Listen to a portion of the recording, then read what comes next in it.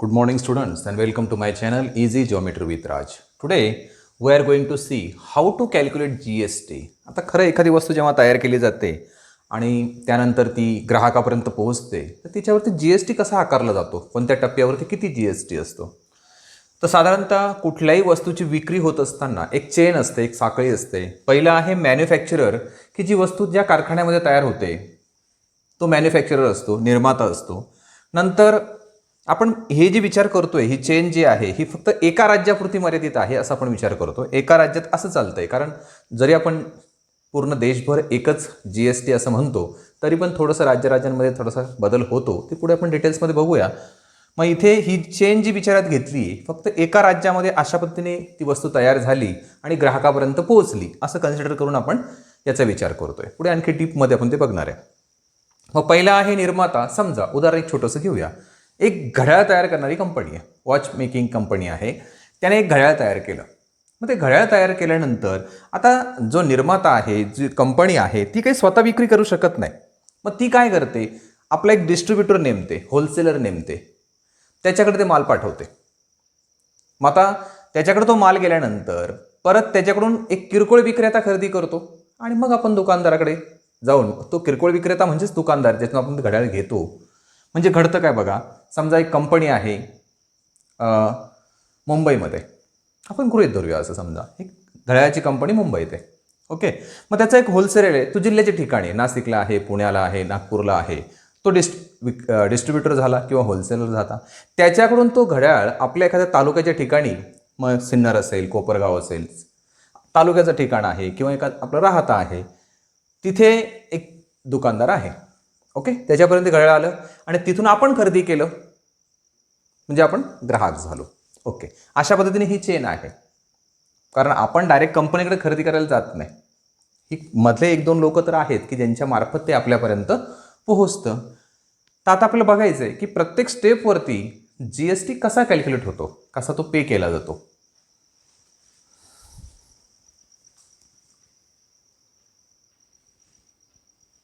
Okay. आता बघूया आपण की प्रत्येक स्टेपवरती, प्रत्येक स्टेजला तो GST कसा कॅल्क्युलेट झाला आणि गव्हर्नमेंटला पे केला गेला. Suppose a manufacturer of a watch has sold one watch for ₹200.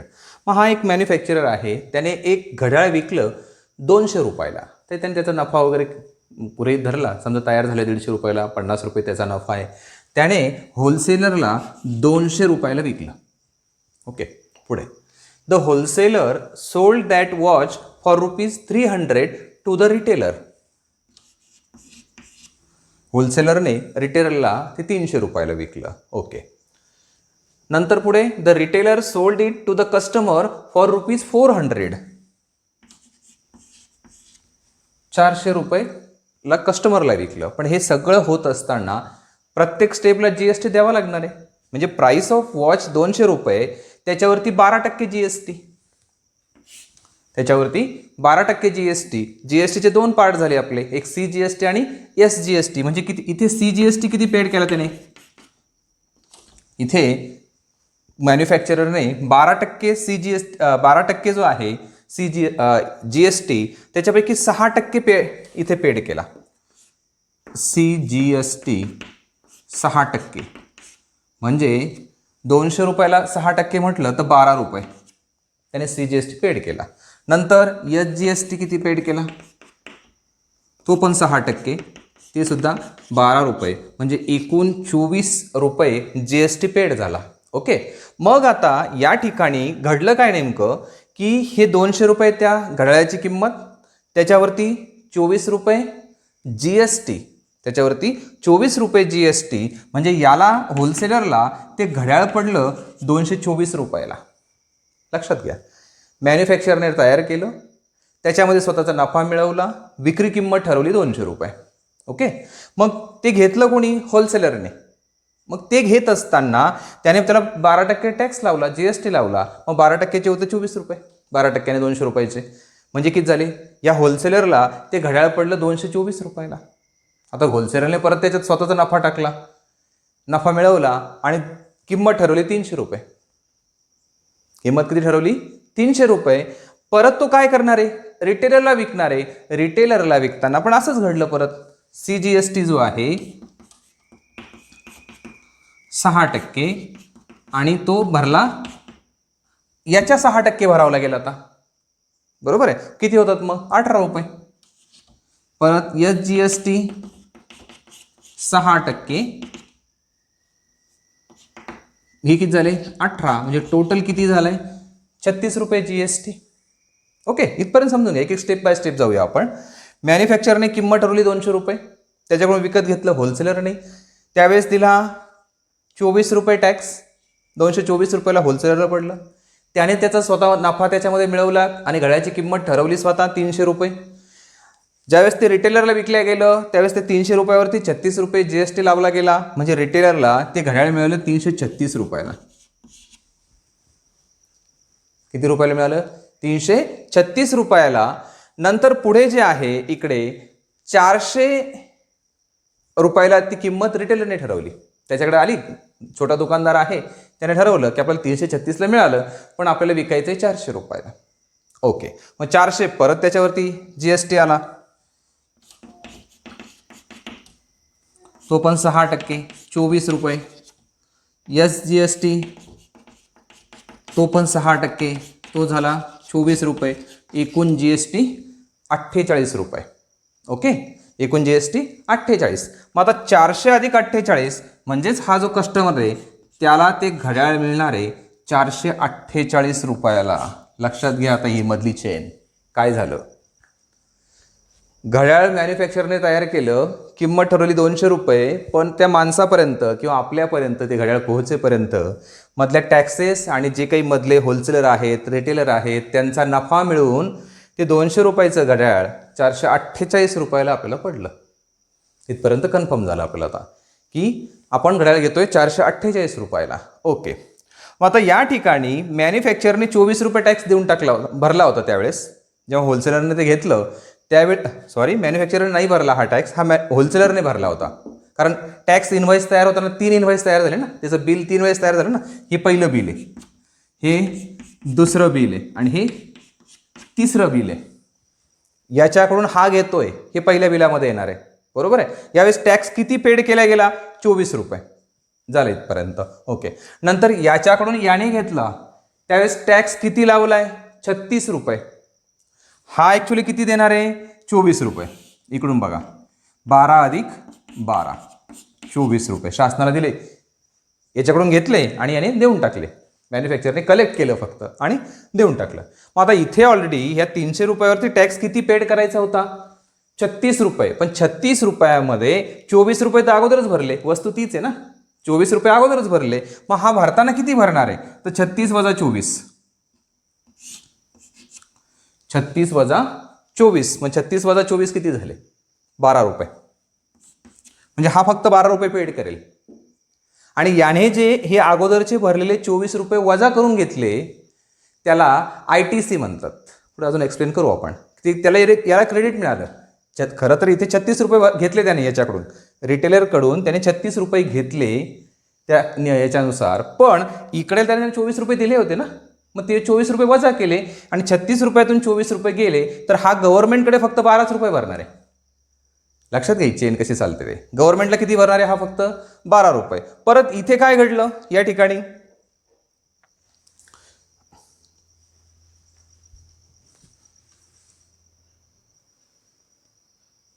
आता इथे दाखवताना आपण थोडंसं असं दाखवू जरा, म्हणजे समजायला आपल्याला सोपं जाईल जरा. इथून इकडे ही वस्तू आली तेव्हा 24 रुपये भरले गेले.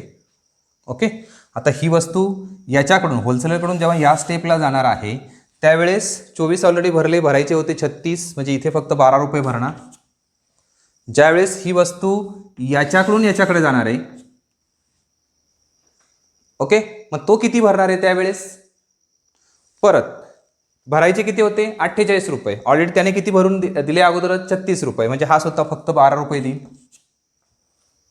किती रुपये देईल 12, म्हणजे एकूण टॅक्स जो आहे 24 12 12 48 रुपये टॅक्स भरला गेला.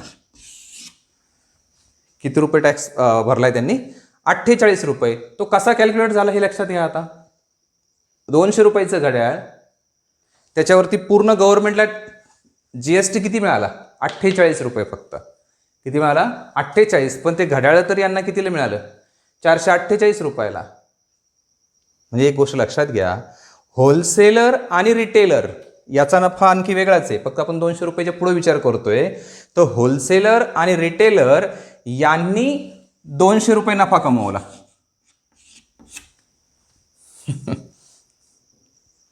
कशा पद्धतीने चालती ही चेन बघा.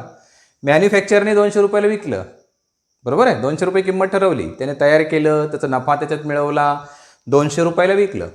ओके, या दोघांनी फक्त त्याच्याकडून घेतलं आणि कस्टमरपर्यंत पोहोचवलं. दोघांनी नफा कमावला 200 रुपये दोघं मिळून. आणि हे सगळे जे काही चेन आहे, याचा नफा त्याचा नफा, हे सगळा भुर्दंड आला ग्राहकावरती. त्याला ती 200 रुपयाची वस्तू पडली 448 रुपयाला. अशा पद्धतीने हे सगळं मार्केटिंग चालतं, हे लक्षात घ्या. म्हणजे गव्हर्नमेंटला किती पे झाला टोटल? हा 24 रुपये, 12 रुपये, 12 रुपये, एकूण 48 रुपये. दुसरी गोष्ट, प्रत्येक स्टेपवरती काय होत गेलं? याने 24 रुपये दिले होते याच्याकडून घेताना, मग त्याने ते वजा करून घेतले 36 मधून. आपल्याकडून याच्या रिटेलरकडून 36च घेतले, पण अगोदर 24 त्याने भरले होते ना, ते वजा केले, मग त्याने शासनाला फक्त 12 रुपये भरले. इथे सुद्धा याने 48 रुपये घेतले कस्टमरकडून, रिटेलरने, पण त्याने अगोदर किती दिले होते? 36 रुपये पेड केलेले होते. म्हणजे त्याने ते 36 वजा केले, उरले किती? 12 रुपये. म्हणजे अशा पद्धतीने या 200 रुपयाच्या वस्तूवरती 12% जो GST कॅल्क्युलेट झाला तो 48 रुपये शासनाला मिळाला. त्यापैकी 24 रुपये राज्य शासनाला आणि 24 रुपये केंद्र शासनाला. अशा पद्धतीने हे सगळं चालतं. आणि 200 रुपयाची वस्तू त्या ग्राहकाला 448 रुपयाला पडली. इथपर्यंत समजतंय? दुसरी गोष्ट, हे जे त्याने 36 रुपये भरायचे होते, त्याच्यापैकी त्याने 24 रुपये अगोदर भरले होते. मग हे जे त्याने वजा करून घेतले ना 24 रुपये, म्हणजे त्याला ते क्रेडिट झाले, त्याला ते मिळाले परत. अगोदर भरलेले 24 रुपये त्याला मिळाले, याला होलसेलरला. मग त्याला म्हणतात ITC. ITC जे आहे, याच्या टर्म्स आहेत ते आपल्याला पाहायचे आहे. इनपुट टॅक्स क्रेडिट म्हटलंय त्याला. त्याला काय म्हटलंय? Input tax credit. आणि ज्यावेळेस ती आकारणी होते पुढच्या येतात, त्याला आउटपुट टॅक्स म्हणतात. हा इनपुट टॅक्स, अगोदर दिलेला इनपुट टॅक्स, आणि नंतर कॅल्क्युलेट झाल्यानंतर पुढच्या टप्प्यावर आलेला तो आउटपुट टॅक्स. मग इनपुट टॅक्स त्याला परत मिळतो, म्हणून त्याला इनपुट टॅक्स क्रेडिट म्हणतात. त्याला काय म्हटलं जातं? Input tax credit. मग प्रत्येकजण आपण जे काही इनपुट टॅक्स भरलेला होता तो वजा करून गव्हर्नमेंटला तो टॅक्स पे करतो. अशा पद्धतीने ही चेन चालते. आपण जसं एक्झाम्पल पाहत जाऊ तसं तुमच्या लक्षात येईल.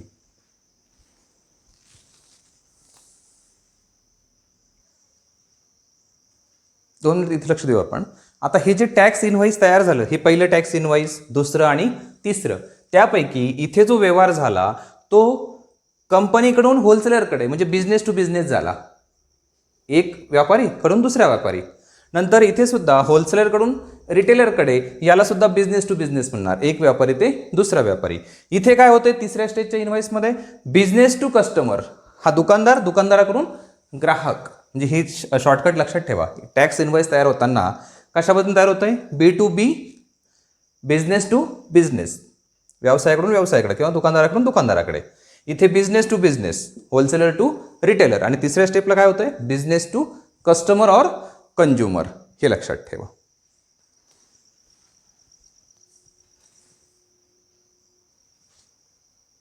ओके, काही डेफिनेशन समजून घेऊ आपण. बघा, trading between GSTIN holders is known as the business to business. जसं मी तुम्हाला सांगितलं, व्यापाऱ्याकडून व्यापाऱ्याकडे, की त्यांच्याकडे GSTIN असतो, त्यांच्यामध्ये जो व्यवहार होईल त्याला बिझनेस टू बिझनेस म्हणायचं. Trading between GSTIN holder and consumer, दुकानदाराकडून ग्राहकाकडे हा जो व्यवहार होईल त्याला बिझनेस टू कंज्युमर म्हणा, B2C. आणि this is the last link in the trading chain. शेवटी कोण असतो मग? B2C असतो फक्त, बिझनेस टू कस्टमर. एकदा कस्टमरपर्यंत वस्तू पोहोचली की ती लिंक त्या ठिकाणी थांबते. The total tax paid by the traders was indirectly paid by the customer. आपण पाहिलं होतं की 200 रुपयाची वस्तू त्या माणसाला 448 रुपयाला पडली, ते घड्याळ, आणि तोपर्यंत 48 रुपये टॅक्स पे झाला होता आणि तो पूर्णपणे त्या कस्टमरने दिला होता, फक्त इनडायरेक्टली दिला. प्रत्येक स्टेपवरती तो स्वतः नव्हता. मग ते काही ठिकाणी होलसेलर होता, रिटेलर होता, त्यांनी ते पैसे दिले, पण शेवटी ग्राहकाकडून वसूल करून घेतले. म्हणजे तो the total tax paid by the traders was indirectly paid by the customer. Okay, पुढचं आपल्याला बघायचं इनपुट टॅक्स क्रेडिट म्हणजे काय. तर त्याच्या अगोदर दोन डेफिनेशन बघा. इनपुट टॅक्स म्हणजे काय, when trader pays GST at the time of purchase it is called as the input tax. फिगरमध्ये परत बघू आपण.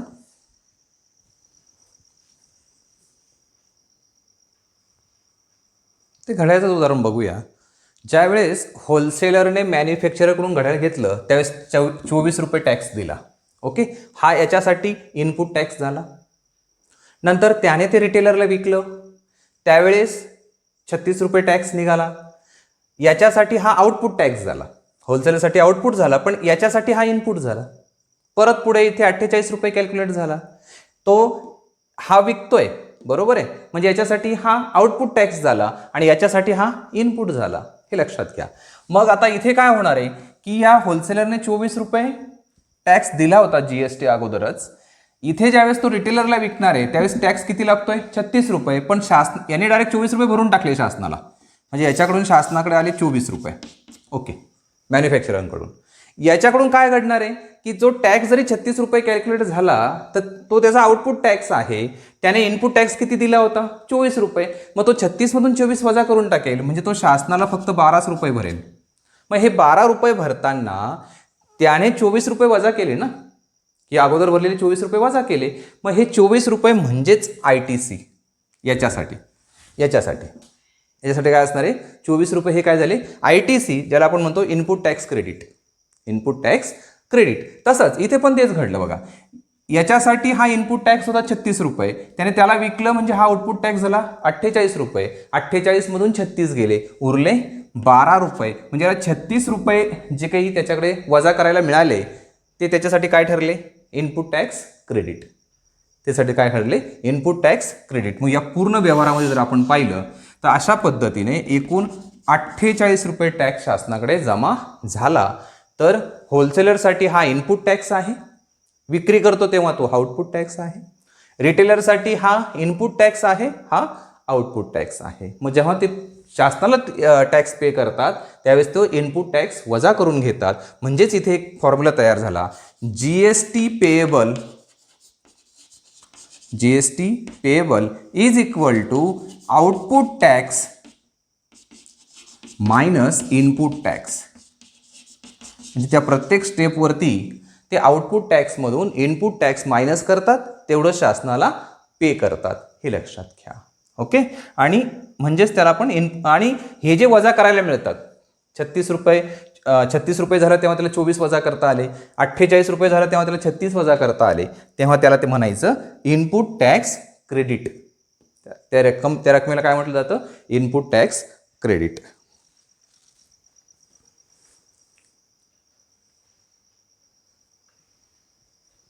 एक दोन गोष्टी आहेत ते लक्षात ठेवा. अ ट्रेडर किंवा tax payer has to pay the GST within the prescribe time limit. शासनाने विशिष्ट टाईम ठरवून दिलेला असतो, तेवढ्या कालावधीमध्ये त्यांना तो GST शासनाकडे भरावाच लागतो. He has to submit and file the GST returns as per the rules. त्याचबरोबर त्यांना GST रिटर्न पण फाईल करावे लागतात. तर हे जे काही शासनाचे ठरलेले नियम असतील ते त्यांना पाळावे लागतात. तुम्हाला याच्याबद्दल आणखी जास्त माहिती हवी असेल तर शासनाची एक वेबसाईट आहे www.gst.gov.in. त्याच्यावरती जाऊन तुम्ही GST बद्दल आणखी जास्त माहिती घेऊ शकाल.